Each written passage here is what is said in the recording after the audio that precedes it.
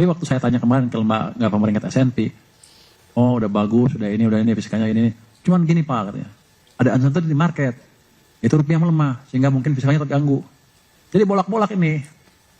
Dari sini nggak bukan sana, tapi lembaga pemeringkatnya bilang rupiah yang mengganggu stabilitas. Termasuk nanti kesinambungan fiskal. Padahal awalnya dari fiskal. Fiskal karena kata mereka ketika fiskalnya bagus, cari yang sebelah situ. Jadi kalau saya itu adalah, saya pikir adalah miskonsepsi dari market atau analis yang menganggap kita menjalankan fiskal dengan jelek. Selamat sore Pak Purbaya dan Bapak-Bapak sekalian. Perkenalkan saya Renata dari Kompas TV. Pak izin mau bertanya ini terkait IHSG Pak. Belakangan ini kan memang merah terus ya Pak sampai dengan hari ini. Bahkan kalau pantau dari RTI sampai sekarang minus 3%. Bahkan sampai menyentuh titik terendah hari ini di 5.600. Kalau dari Pak Purbaya ini kan selama ini juga sudah sering bertemu ya dengan lembaga internasional maupun pemeringkat maupun kayak IMF gitu.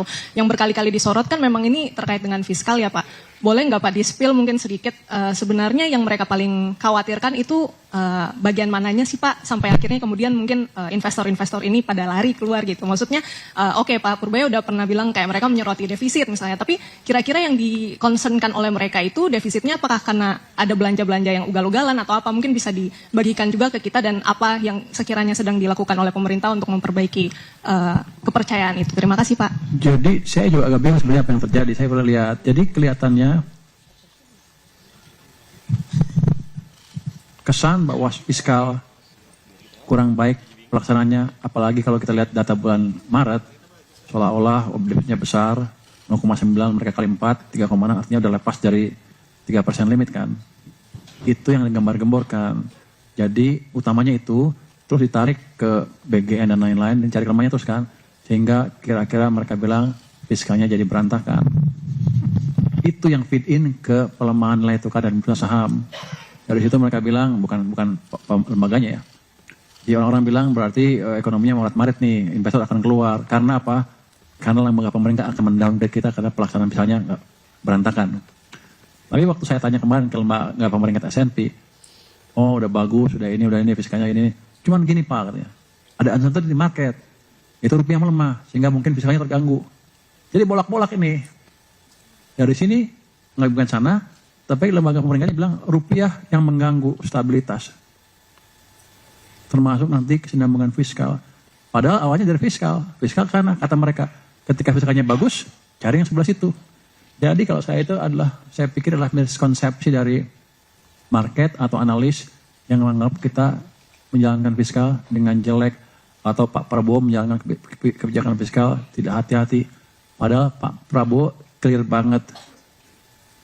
Defisit kita dia atur di bawah 3%. Tahun depan dia maunya 1,8%. Pak Presiden seperti itu, bahkan kita rayu-rayu sedikit lah, jangan lupa nanti kita masih perlu dorongan ke ekonomi. Ya lebih tinggi dari itu boleh sedikit. Jadi komitmen Pak Presiden untuk menjaga fiskal di bawah 3% amat kuat sekali. Jadi kita tidak menjalankan kebijakan fiskal yang tidak hati-hati. Kami tahu apa yang kami kerjakan. Harusnya kalau kita bereskan, sarannya beres rupiahnya kan, karena mulai dari sini. Tapi enggak sekarang, gara-gara rupiah bisa kejaga, bisa keganggu. Jadi terbolak-bolak nih, terbolak-balik. Jadi emang ada sentimen negatif di pasar yang mesti perbaiki. Tapi yang bisa saya jelaskan adalah sekarang adalah fondasi ekonomi baik dari data itu ya. Kebijakan misalnya betul-betul terjaga dan kalau ada apa-apa kita bisa adjust, kita perbaiki. Kita betul-betul fleksibel untuk memastikan defisitnya di bawah 3% tanpa mengganggu perekonomian secara berlebihan. Cuman kelemahan kita adalah apa? Kita kurang cukup baik menjelaskan ke publik mungkin. Padahal saya tiap bulan kan ketemu media. Kenapa media nggak bisa nyebarin ya? Berarti medianya nggak ngerti apa gimana? Anda ada pertanyaan apa lagi? Saya jelasin nanti.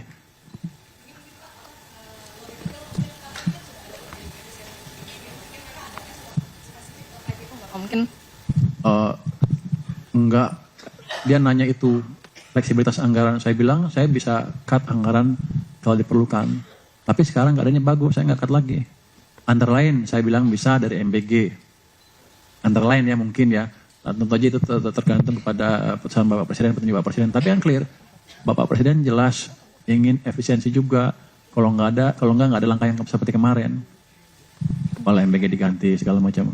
Itu kan jelas menunjukkan komitmen Bapak Presiden untuk menjaga belanja nggak sembarangan dan untuk menjaga fiskal defisitnya di bawah 3%. Dia komit kok. Ini kalau diskusinya malah lebih ngeri. Wah, jadi di bawah 3% bagus ya? Bagus. Gimana kalau kita buat 0? Wah, masalah saya. Ya jangan dulu Pak, kita perlu stimulus ke perekonomian. Oh iya, boleh. Jadi beliau amat fleksibel dan mengerti juga kondisi fiskal. Nggak akan sembarangan. Ada pos lain yang bisa kita potong juga kalau kepepet. SNB juga, saya bisa potong ini, saya potong ini kalau kepepet. Tapi saya nggak kepepet, saya masih punya uang banyak juga. Prima masih punya orang 500 triliun sekarang, 530 punya ya. 513 triliun, kaya dia. Jadi itu, ada miskonsepsi bahwa fiskal dijalankan cara serabutan karena menterinya nggak ngerti fiskal. Enggak, begitu kita tunjukin. Memang di awal di triwulan pertama akan lebih seperti itu karena kita percepat belanjanya. Tapi setelah ini kan membaik. Tapi kita kan membaik semuanya diem. Ada nggak yang bilang kalau begini BFIS-nya paling 1,8?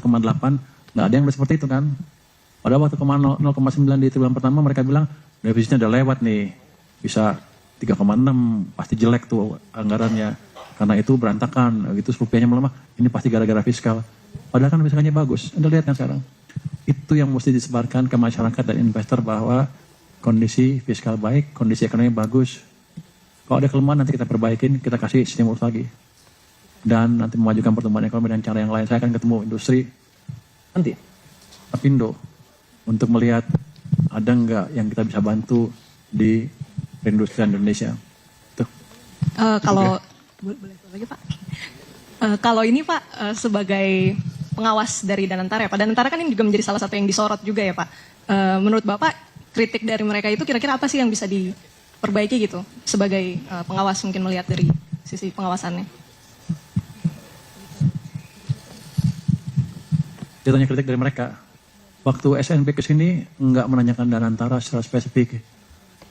Jadi saya nggak bisa jawab ini. Kalau dia tanya saya jawab. Dia nggak nanya waktu itu. Jadi saya nggak tahu kritik mereka yang sekarang yang terakhir. Cukup ya? Pak. Masih lanjut Pak? Tepeng terakhir. Ini udah pulang belum? Udah Pak. Selamat. Lo jemput istri kemarin? Nah Pak? Kemarin ke Amerika jemput istri? Iya Pak.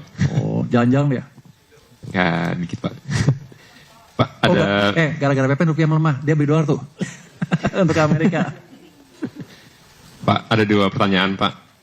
Yang pertama mengenai ini Pak, banyak aturan yang kan baru keluar Pak. Mengenai PPDHE, kemudian PP Tata Ekspor Mineral Strategis itu Pak. Sumber daya strategis.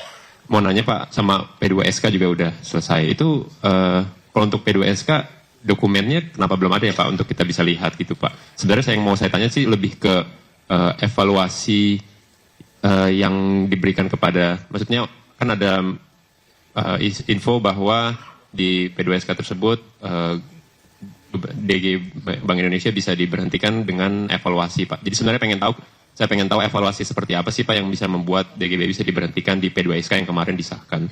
Kemudian terkait yang PPDHE, itu kan ada 2 PP ya Pak, PP nomor 2 dan PP kalau nggak salah 21 Pak. Nah, dari perusahaan itu katanya belum bisa menjalankan Pak meski udah 1 Juni karena belum ada basisnya itu yang di PP nomor 2 Pak yang jadi acuan utama yang di bulan Januari.